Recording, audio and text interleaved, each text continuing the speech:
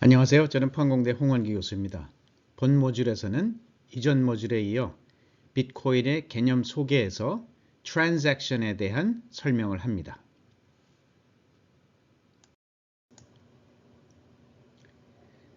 지금부터 블록에 포함되어 있는 거래, 트랜잭션에 대해서 공부하겠습니다. 거래는 비트코인 시스템에서 가장 중요한 요소이며 비트코인 시스템 내에 있는 참가자들 간 가치를 전송하는 행위를 인코딩한 데이터 구조입니다. 각 거래는 전 세계적인 장부에 들어있는 공개된 항목입니다.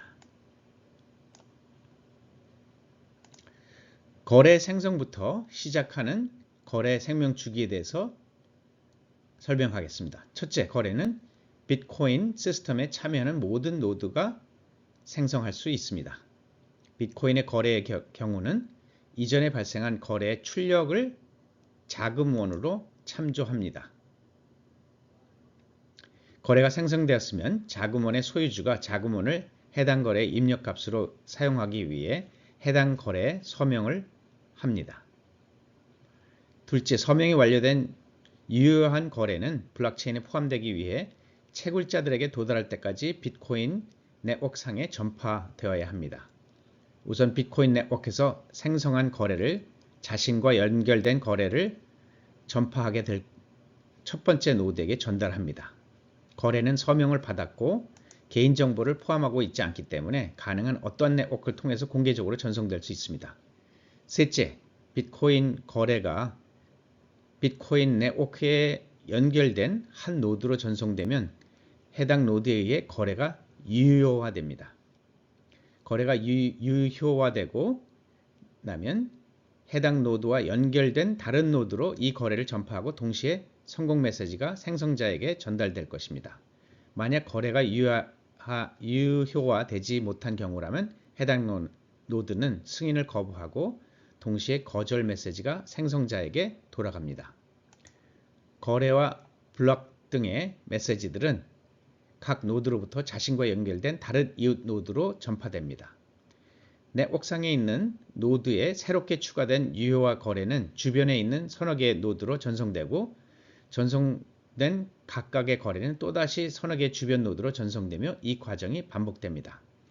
이런 방식을 이용해 유효 거래는 몇 초 만에 기하급수적으로 전파의 물결을 일으켜 결국 연결된 노드 전체가 해당 거래를 전송받게 됩니다. 오른쪽 그림은 이러한 메커니즘을 그림으로 나타낸 것입니다. 우선 B라는 사용자가 월렛 애플리케이션을 이용해서 A라는 사용자에게 3개 비트코인을 BTC를 전송한다는 거래를 생성하여 연결된 노드로 전달합니다. 연결되어 있는 노드 1이 이 거래를 받게 되고 수신한 거래가 유효한 거래인지를 확인하는 유효성 검증을 수행합니다. 거래가 검증을 성공적으로 통과했다면 노드 1은 검증된 거래를 메모리 풀에 추가합니다.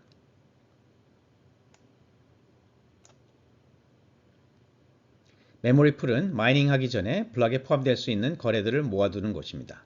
이렇게 검증된 거래를 추가함과 동시에 B 자신과 연결된 노드들에게 해당 거래를 전파합니다. 거래를 수신한 노드 2와 노드 3은 노드 1에서 동일한 프로세스를 진행하게 되고 결국 이 거래는 블록체인 네트워크 전체에 전파되는 것입니다. 먼저 거래 구조를 살펴보겠습니다. 거래는 입력값이라 부르는 자금원에서부터 출력값으로 불리는 목적지까지 가치의 전송을 인코딩하는 데이터 구조입니다. 비트코인에서 거래의 입력값과 출력값은 계정과는 관계가 없다는 것을 명심해야 합니다. 또한 입력값과 출력값을 소유주나 비밀키를 알고 있는 사람만이 풀 수 있는 특수 비밀키로 잠겨있는 비트코인 덩어리로 간주해야 합니다. 오른쪽 표를 보면 거래는 여러 개의 필드를 포함하고 있습니다. 하나의 거래에 다수의 입력과 출력값이 존재할 수 있습니다. 때문에 얼마나 많은 입력값이 거래에 포함되어 있나 알려주는 input counter 필드가 있고요. 카운터를 해당하는 만큼의 입력값에 대한 정보를 input 필드가 있으며 output 카운터와 output 필드가 마찬가지로 있습니다.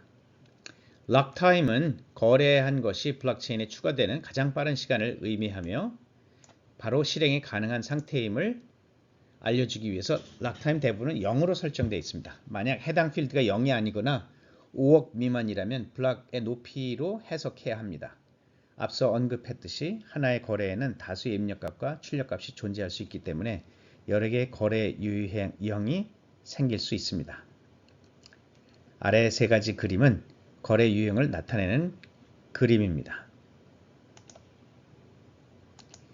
1이 가장 일반적인 거래를 나타내는 형식입니다. 하나의 A로부터 입력값 1과 출력값 1이 B에게, 그리고 출력값 2가 2로 다시 자신에게 전송됩니다. 블록체인은 인풋과 아웃풋으로만 이루어졌고 인풋 아웃풋으로 나머지 코인이 발생한다면 이것은 자신에게 자동으로 돌아가지 않도록 설계되어 있습니다. 그래서 코인을 보내고 싶은 사람에게 일정 금액 보내고 잔돈이 생긴다면 꼭 나머지 금액을 출력값 2로 하여 자신의 주소로 보내야 합니다.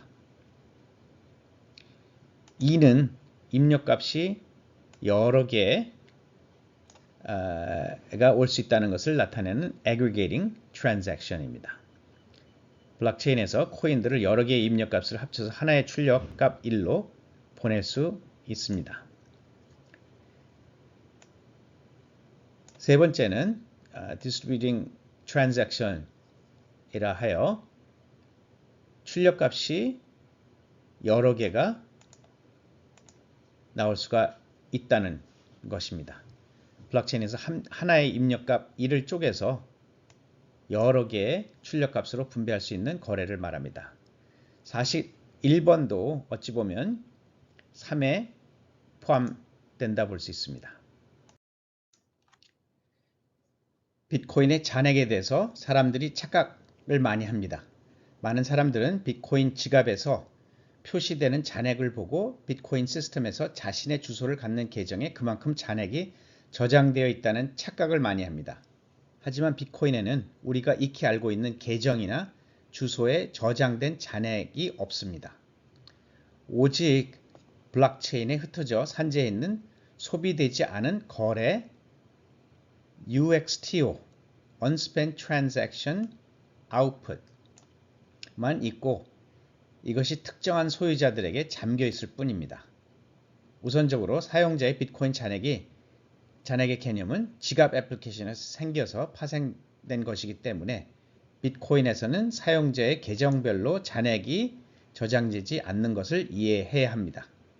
이 지갑 소프트웨어는 블록체인을 처음부터 끝까지 스캐닝하고 해당하는 사용자에 속한 모든 UTXO, Unspent Transaction Output을 다 더해서 사용자의 잔액을 계산하는 것입니다. 그래서 여기서 알 수 있는 것은 사용자의 비트코인은 결국 자신에게 잠겨있는 UTXO들이라는 것입니다. UTXO는 아직 소비되지 않은 출력값을 말하며 UTXO는 특정 소유주의 암호로 잠겨져 있습니다. 블록체인 상에 기록되어 있으며 전체 네트워크에 의해 통화 단위로 인정받은 불가분의 비트코인 덩어리입니다. 실제 비트코인 네트워크는 수백만 개에 달하는 UTX 중에서 이용 가능한 소비되지 않은 UTXO 전부를 추적해서 UTXO들을 메모리에 저장합니다. 방금 UTXO는 불가분의 비트코인 덩어리라고 말했는데 UTXO는 쪼개져서 사용될 수 없습니다. 그래서 UTXO가 거래 입력으로 사용될 때는 부분만 사용하는 것이라 전부를 사용해야 합니다. 이때 보낼 금액이 입력값의 UTX보다 더 적다면 자신의 주소로 잔액을 보내야 합니다. 그래서 비트코인 거래에서는 잔액이 빈번하게 발생합니다. 때문에 실제 비트코인 지갑에서는 비트코인을 보낼 때 보낼 금액에 맞도록 UTXO를 선택하는 몇 가지 알고리즘을 사용하고 있습니다. 마지막으로 거래 입력값, 출력값과 UTXO의 관계에 대해서 말씀드리겠습니다. 거래 입력값은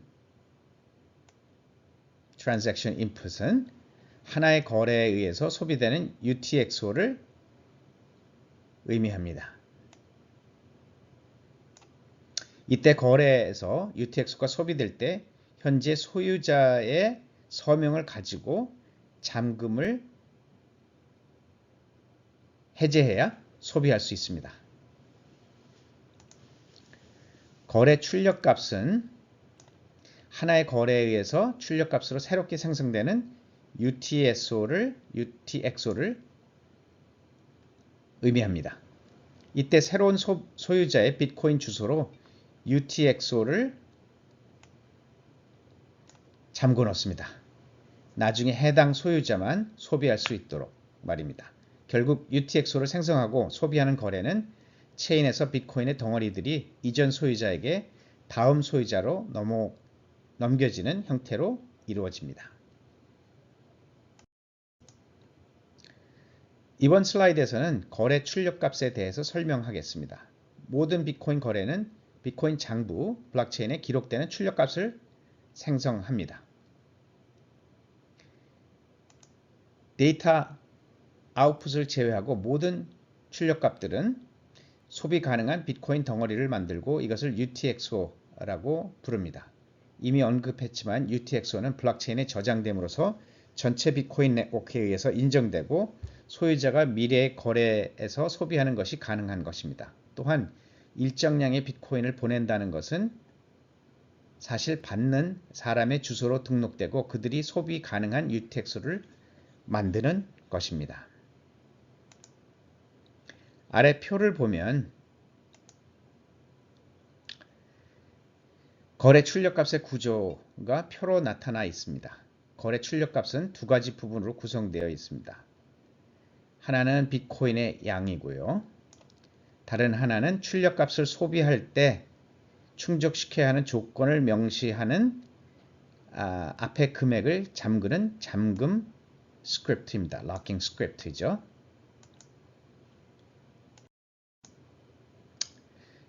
이번 슬라이드에서는 거래 입력값에 대해 설명하겠습니다.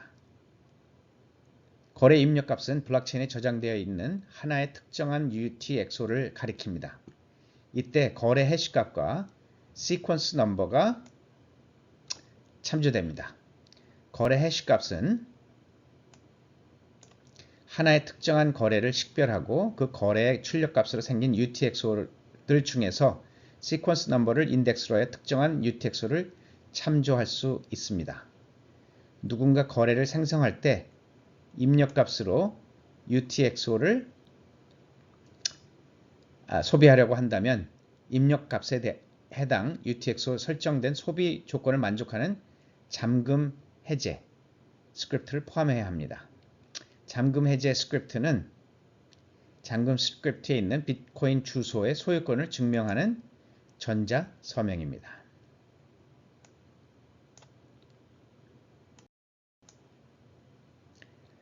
각 거래는 하나 이상의 입력값 비트코인 계좌에서 빠져나가는 쪽과 거래 또 다른 구성 요소로 하나 이상의 출력값 비트코인 계좌로 들어오는 쪽으로 구성됩니다. 거래를 통해 거래 입력값에서 거래 출력값으로 가치가 이동됩니다.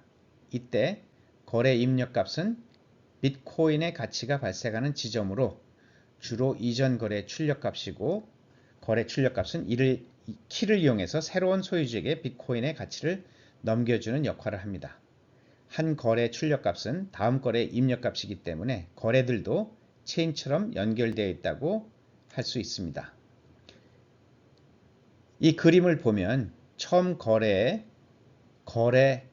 해시와 출력값의 번호 인덱스가